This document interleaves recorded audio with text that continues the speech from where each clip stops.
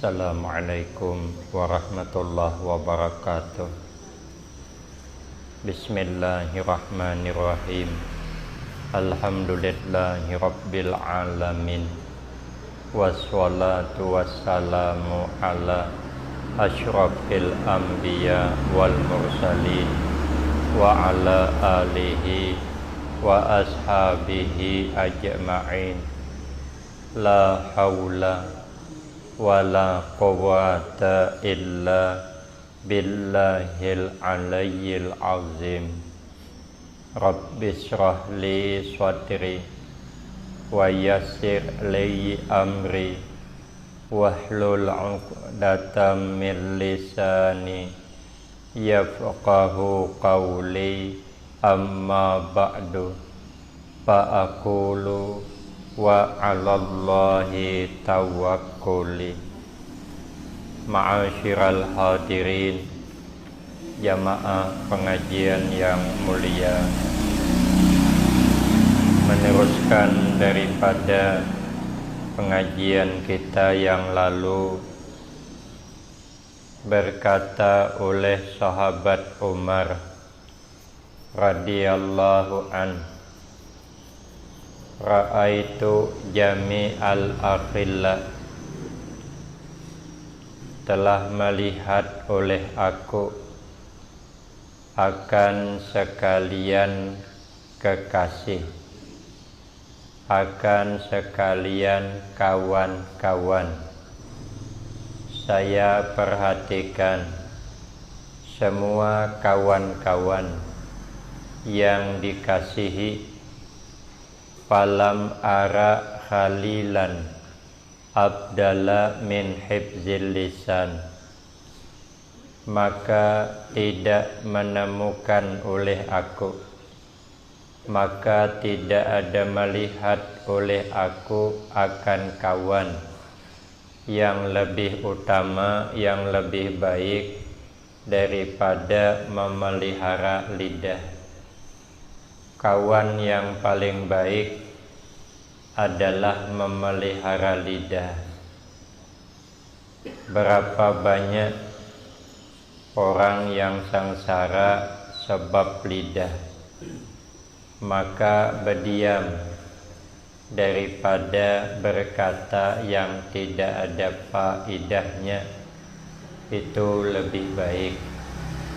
Karena kata Nabi, inna aksaran nas zunuban yaumal qiyamati aksaruhum kalaman fima la ya'ni. Kebanyakan manusia nanti yang disiksa pada hari kiamat karena kebanyakan bercakap yang tidak ada faedahnya. Maka itu kata Nabi Sulaiman alaihissalam, iza kanal kalam min fiddatin kana sukut min zahabin. Apabila bercakap baik itu nilainya perak, tapi menahan diri jangan sampai bercakap yang tidak baik itu nilainya emas. Mana mahalnya perak dengan emas? Jauh mahal emas. Padahal bercakap itu lelah, mulut lelah bercakap, tapi pahalanya cuma sedikit. Sementara berdiam itu tidak melelahkan, tapi pahalanya lebih banyak daripada bercakap baik.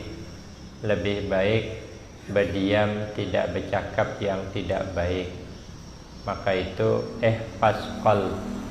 pas lisanak antakula annal bala muakkalun bil mantik. Peliharalah lidah kalau hendak bercakap, karena bala selalu datang tersalah cakap. Ini ada kisah dua sesepuh, dua orang hebat, yang satu dari Basrah, yang satu dari kota Kufah. Sama-sama orang hebat.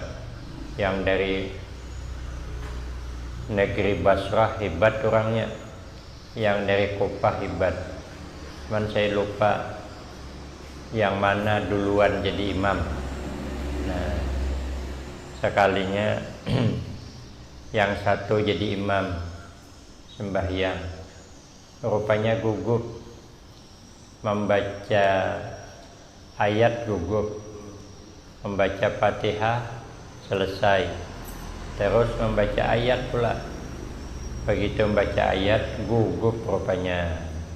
Begitu gugup, sudah habis sembahyang, yang satu negeri bilang gugup, katanya gugup.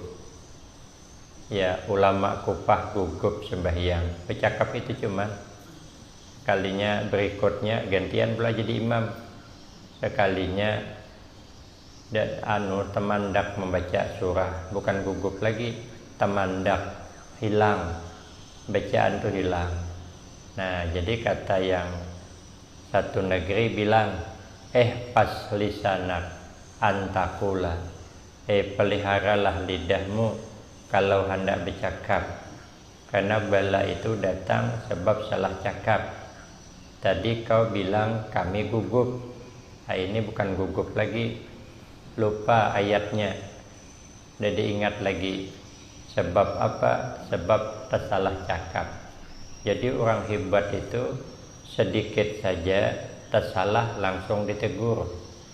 Kita ini kada lagi, karena kamu banyakkan salahnya, jadi kada ditegur lagi. Kampung kami pernah ada guru datang dari Tungkal. Kan dulu orang kalau pergi ceramah, paginya acaranya besok, patang dijemput dah bepumpung. Kampung kami itu patang dijemput bepumpung, karena kalau pagi tidak bisa masuk pumpung, harus subuh. Jadi malam nanti baca ceramah, patang baru diantar. Malam tuh ada kegiatan kumpulan di kampung dah, karena guru tuh ada di rumah tuh, berkumpul nang tuha-tuha yang biasa jadi imam, yang biasa jadi bilal, minta periksakan bacaan Fatihah. Nah, masing-masing lah yang biasa jadi imam maju baca Fatihah. Ada aja sangkutnya, dibilang oleh guru begini bacaannya begini.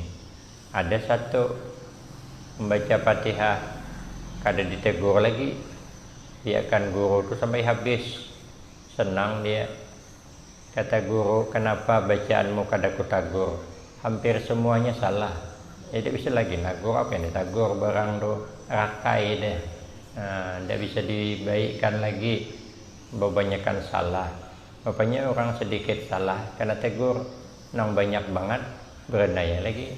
Cuman nagur, suruh ngaji semula lah pula, belajar dari nol pula.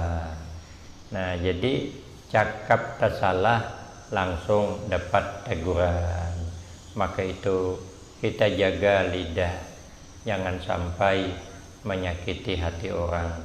Kata Nabi, abdalul mu'minin islaman man salimal muslimuna min lisanihi wa yadihi. Sepaling abdal orang mukmin Islamnya yang apabila orang lain selamat dari salah cakapnya, salah lidahnya, dan salah perbuatannya.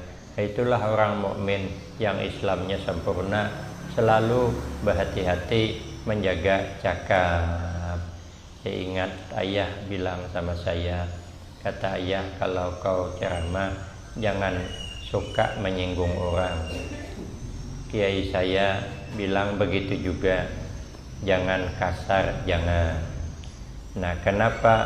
Karena memelihara lidah itulah kawan yang paling baik sudah, kekasih yang paling baik. Kalau kita hendak berkawan dengan orang, jaga lidah. Kalau kita hendak dikasihi orang, jaga lidah. Yang kedua, kata sahabat Umar, wa ra'aitu jami'al libas falam ara libasan abdala minal wara. Saya mencari-cari, kata beliau, saya melihat akan sekalian pakaian, maka saya tidak menemukan pakaian yang lebih utama daripada wara. Pakaian yang paling bagus itu adalah wara. Wara itu tarkul subhat, tarku kulli subhatin, meninggalkan tiap-tiap perkara yang subhat. Jadi apa yang subhat ditinggalkan, dipelihara, dijaga. Mana yang subhat? Subhat itu kalau nurut fikih berat kepada halal, tapi kalau nurut tasawuf dia tidak mau, berat ke haram dia. Mana subhat? Umpama saya tadi bawa tasbih saya ketinggalan, cuman saya sembahyangnya di ujung sana. Jadi sampai ke rumah saya berbaliklah mencari tasbih saya tadi. Nah sudah saya cari, dia ada lagi di tempat saya duduk tadi, dia ada lagi, tapi ada tasbih bergantung. Dipikir ini tasbih saya, karena memang ia percis,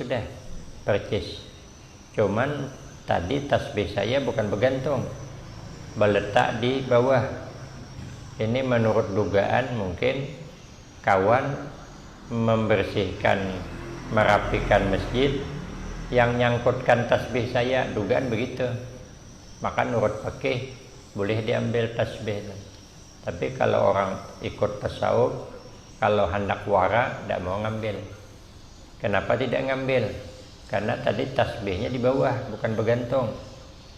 Nah, tapi kenapa maka menyangka bergantung? Memang iyalah itu tasbihnya, cuman tempatnya terpindah, tidak mau lagi ngambil, tidak mau lagi. Itu namanya meninggalkan perkara yang subhat. Kalau ada orang lain berwakaf mirip sama tasbih kita, bisa jadi yang punya kita hilang. Nah, sandal nih sama mireknya, cuman lainnya kita lain. Nah, ini berarti tertukar nih dengan punya orang nih. Berarti orang itu membawanya kita. Nah, macam mana nih? Kalau kau pakai mungkin bolehlah. Kenapa? Karena punya saya diambilnya. Berarti punya dia nih, saya lah mau kayaknya. Tapi orang tasawuf tidak mau dia, orang wara tidak mau. Tetap tidak mau pakai, tahan kada bersandal. Apalagi culup sandal orang. Ini sandal orang lah, tapi kita dibawa orang. Kita tinggal ngintu lagi.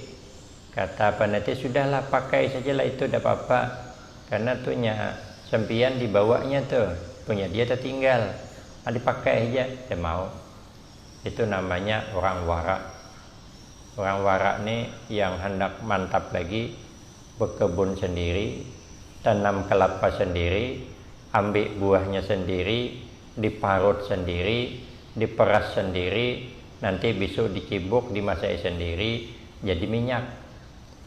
Tidak makan sambal, cabai tanam sendiri, tidak pakai tomat tanam sendiri, digiling sendiri. Tidak makan padi tanam sendiri. Itu baru hilang subhatnya tuh, baru mantap tuh. Ya, kalau makanan yang sudah jadi ini banyak subhat lah. Beli ayam yang sudah sembelih, ya subhat lah kita. Macam mana dia nyembelih tadi? Mati tertindih kah? Mati disembelih kah? Tapi kalau fikih kan tidak apa-apa. Tapi kalau orang wara, untuk lebih hati-hati, itu pakaian yang paling bagus. Yang ketiga, wara'a itu jami'al mal. Palam ara malan abdala minal qanaati. Saya melihat-lihat sekalian harta, maka tidak ada melihat saya akan harta yang lebih utama daripada qanaah. Mencari harta, mengumpulkan harta, ternyata yang paling hebat itu punya harta qanaah. Qanaah itu apa? Wahia tarkut tatallu'i ilal mabqut wal istirna bil maujud. Ialah meninggalkan melirik kepada yang tidak ada, mengangan-angan kepada yang tidak ada, tapi merasa cukup dengan yang ada. Itu qanaah. Qanaah. Pokok nerima apa yang ada sudah. Yang ada jadi syukuri. Jangan mengangan-angan yang tidak ada. Coba tadi kalau saya begini, mungkin begini dapatnya. Nah, itu namanya tidak qanaah, mengangan-angan yang tidak ada. Pokoknya apa yang ada, itulah yang kita syukuri. Di zaman Bani Israel, Allah wahyukan kepada nabinya bahwasanya hambaku itu, kata Allah, wajib bersyukur sekalipun aku beri padi yang hampa. Lalu nabinya Bani Israel mengatakan kepada Allah, ya Rabb, kalau engkau kasih padi yang berisi, walau tidak banyak, wajar bersyukur karena bisa dimakan. Tapi kalau dikasih padi hampa yang tidak ada isinya, macam mana kami mau bersyukur? Padi hampa itu tidak bisa dimakan, dimasak tidak bisa, diapai. Untuk apa bersyukur?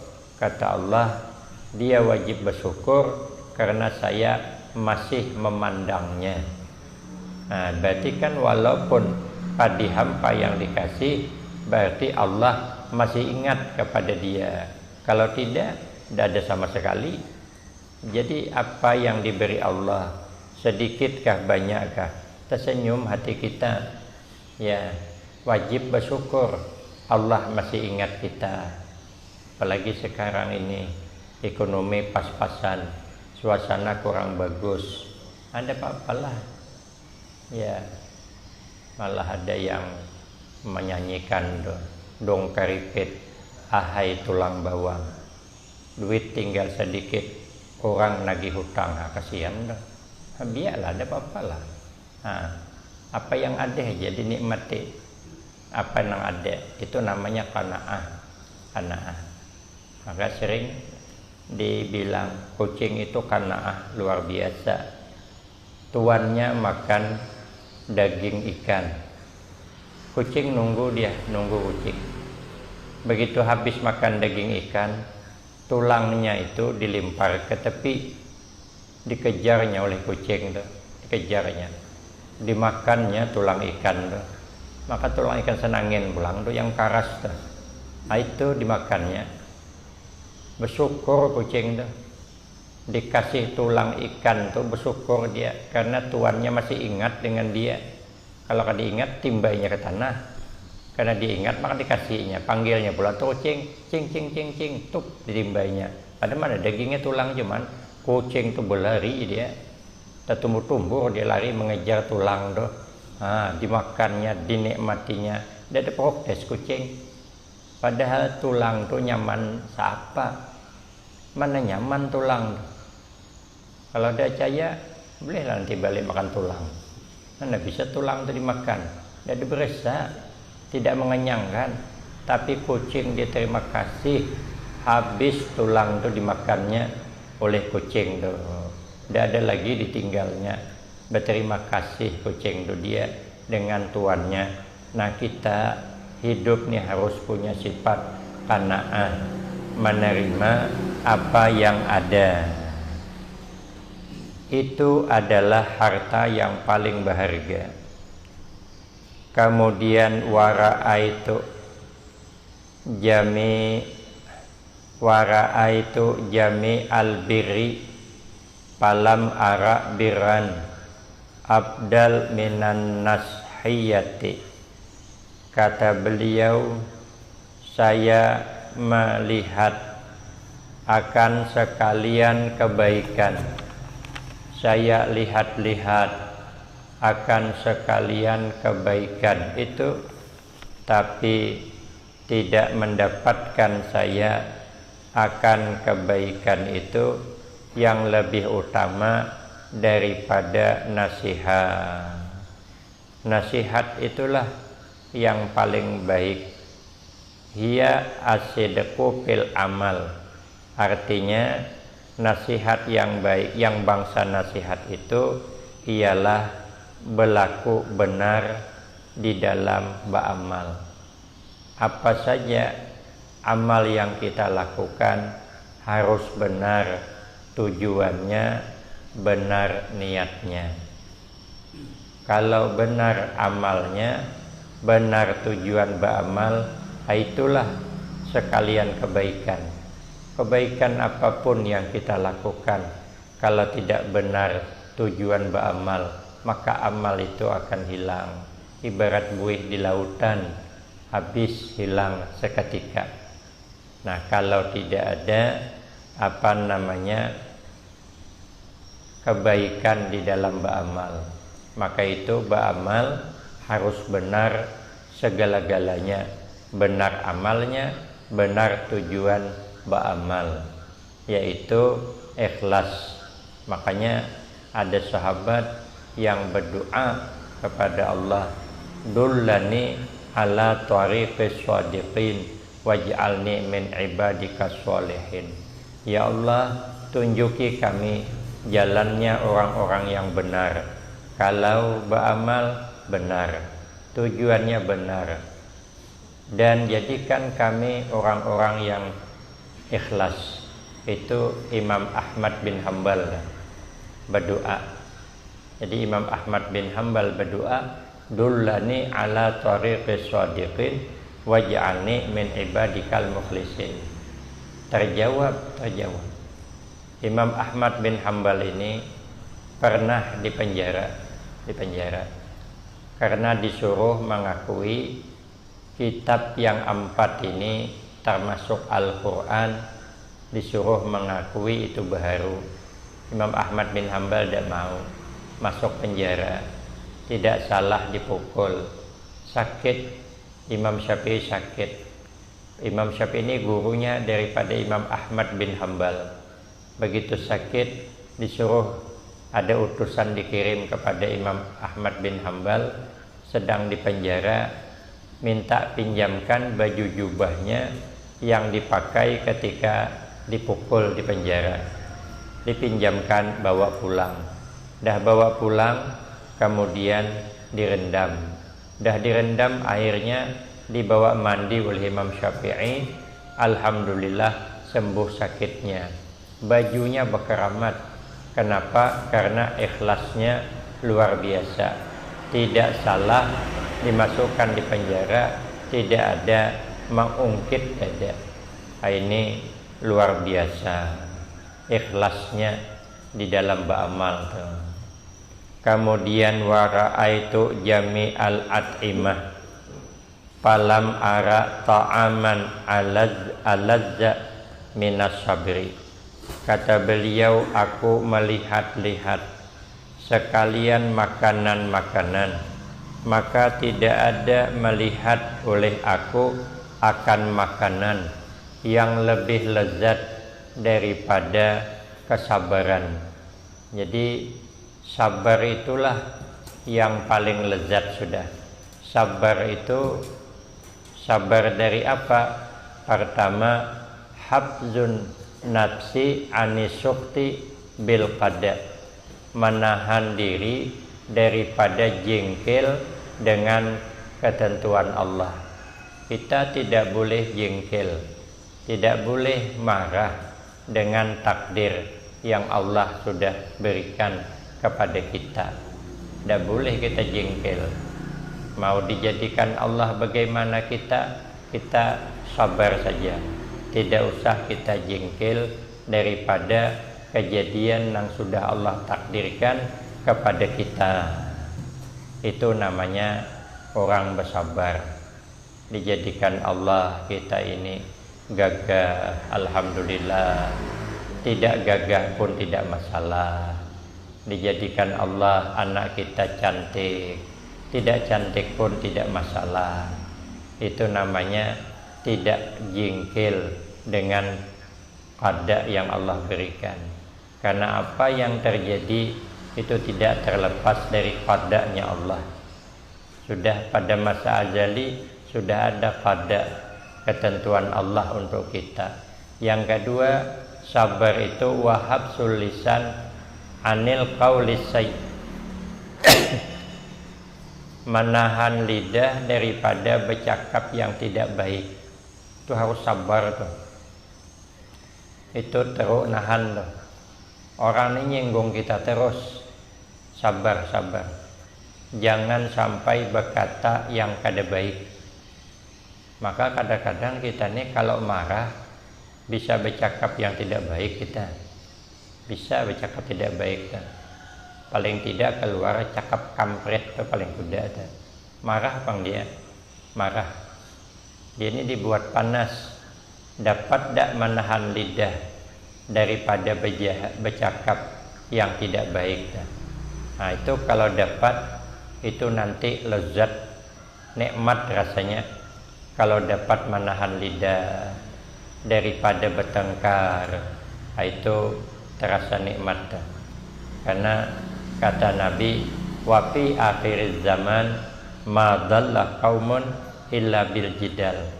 Tidak rusak umat akhir zaman ini kecuali terlalu banyak berdebat, terlalu banyak bertengkar, sehingga pintu ba'amal ditutup oleh Allah. Pintu ba'amal ditutup. Dosa jauhlah.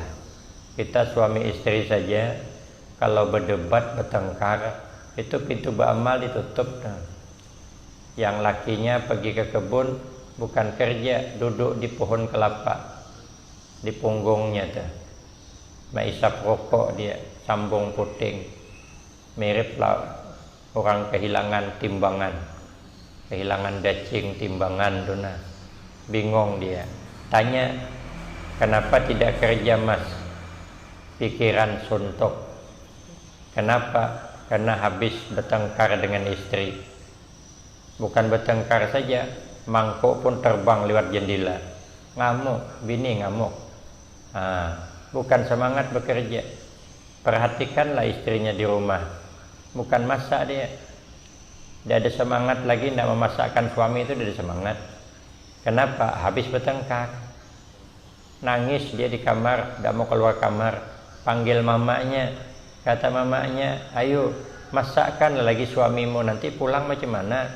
Tidak mau dia. Jawabnya malah, untuk apa katanya memasakkan si Sontoloyo tuh. Marah dia. Pada kemarin manggil Yayang tuh. Sekali sudah marah, Sontoloyo katanya. Aku pernah ceramah ini nih. Kataku orang bertengkar tuh udah bagus. Untuk apa masakan si Sontoloyo katanya. Rupanya yang duduk di samping goto Sontoloyo namanya. Aduh, aku ngeri nian, maka ceramah malam pula tuh daerah Riau. Maka daerah Disa pula tuh, aduh jago selesai aku nih dibantai orang nih. Sudah balik kan, kata yang siko Ustad, yang samping Ustad tuh Sontoloyo nama itu Ustad katanya. Maka kalongnya tuh, ganal kalongnya, dia berkalong orang tuh, putih kalongnya. Ya, memang mantap orangnya. Agak sangar, ngeri nengok memang. Awak dia tersebut Sontoloyo. Aku balik itu, ya Allah ngeri aku. Mudahan jago ada apa-apa. Orang tidak marah. Orang tuh ketawaan nengok dia. Oh dia tahu rupanya dia Bang Sontoloyo namanya. Sekalinya nginap saya, besok balik aku. Alhamdulillah tidak ada ketemu aku dengan Sontoloyo tuh. Sampai masuk bot selamat aku menuju ke Tembilahan. Alhamdulillah, mudahan jangan lagi ketemu sama Sontoloyo. Takut aku. Sekalinya Rajab aku ceramah situ. Sekalinya sambut Ramadan bulan Sa'ban, ditelepon lagi aku oleh orang kampungnya tuh. Ustaz katanya kami panitia berharap Ustaz nanti datang ke sini lagi, kita mengadakan pengajian sambut Ramadan. Saya bilang ndak, yang lain aja. Saya tidak berani, saya sudah tersebut Sontoloyo, tidak berani aku. Ustaz katanya yang menyuruh nih ialah si Sontoloyo. Aku kataku kalau Sontoloyo yang nyuruh aku maulah. Oh punya bagus tahu nginap di rumahnya aku. Ya Allah baiknya ai ramahnya ai. nama cuma Sontoloyo, orangnya kada Sontoloyo.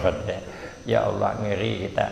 Aku lama deh kada ceramah Sontoloyo lagi, tidak berani, trauma kok tersebut Sontoloyo tadi. Aduh, hai. Kemarin juga aku salah. Aku membahas kalimat, kata saya kalau ini tulisannya sama, qadarun. Kalau qadarun itu artinya takdir. Kalau qidrun kuali. Qadarun takdir, qidrun kuali.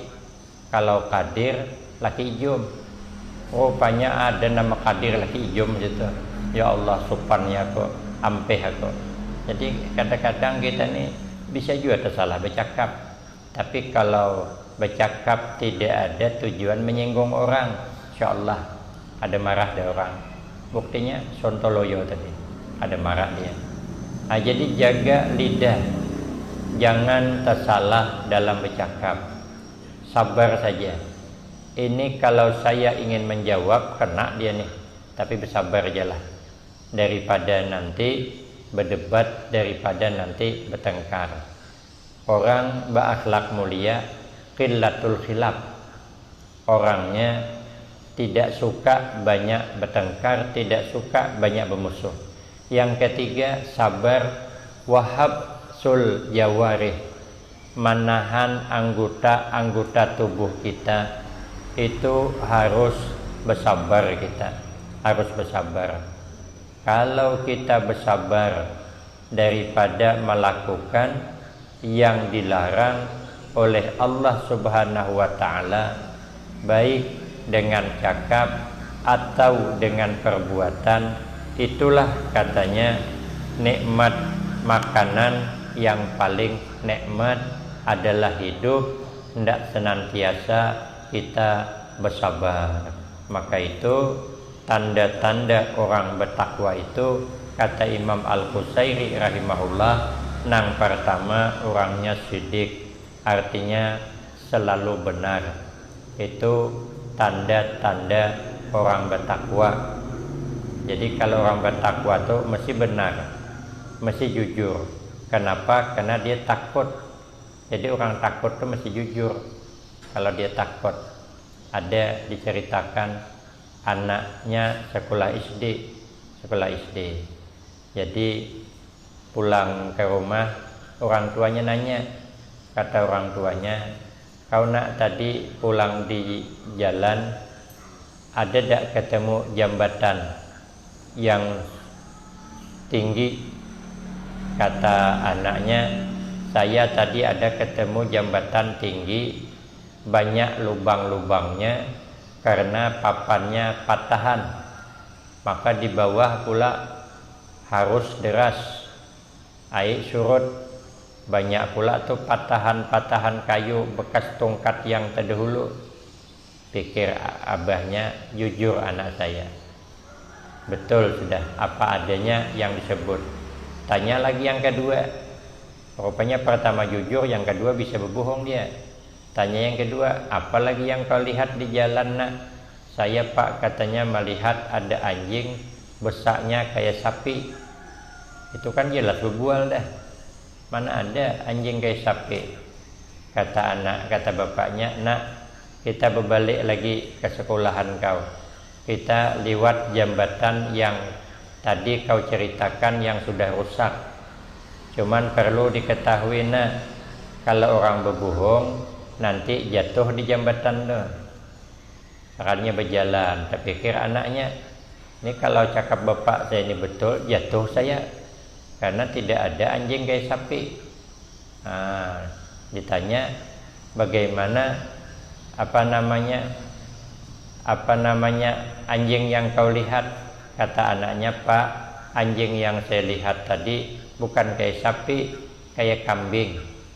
Mulai dari kecil, karena takut.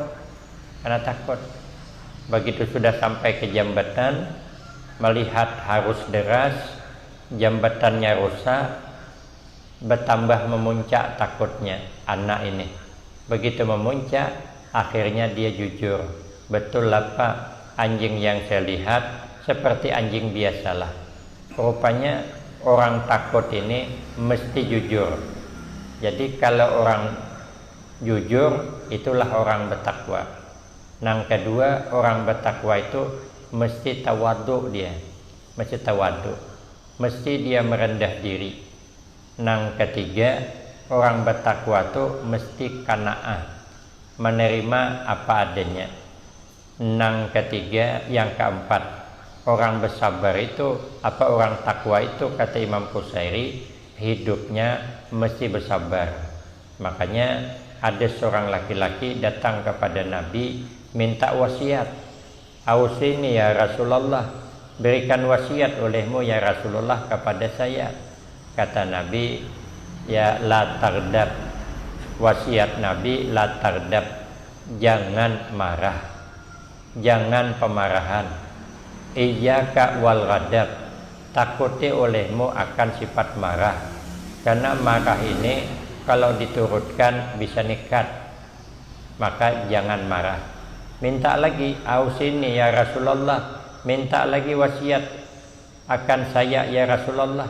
Nabi menjawab tetap la tardab. 3 kali dimintai wasiat, Nabi tetap menjawab la tardab. Ternyata kita ini kalau hendak lebih selamat harus bisa menahan marah, hidup bersabar. As-sabru miftahu mayurja.